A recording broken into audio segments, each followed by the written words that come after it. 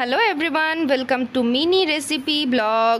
তো আজ আপনাদের সঙ্গে নিয়ে এসেছি আমি সবার ফেভারেট ইলিশ ভাপার রেসিপি।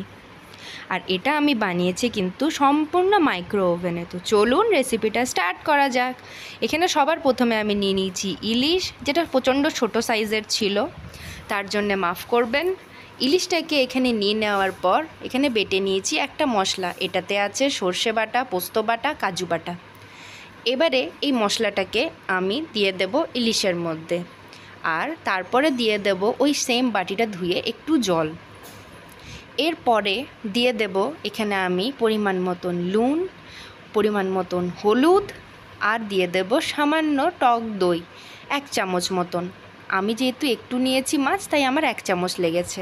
তারপরে দিয়ে দেব চেরা কাঁচা লঙ্কা, আর সবথেকে মোস্ট ইম্পর্ট্যান্ট সর্ষের তেল একটু বেশি করে।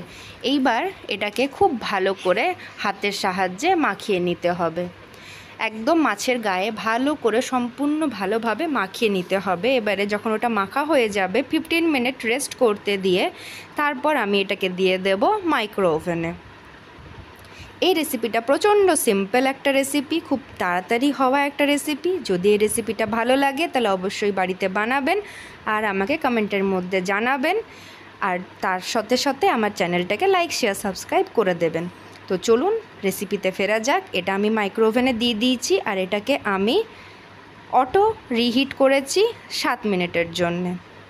এটা হোক আস্তে আস্তে। 60 মিনিট পর আবার আপনাদেরকে দেখাবো যেটা কেমন হলো। তো দেখুন কাউন্টডাউন এখন লাস্টের দিকে।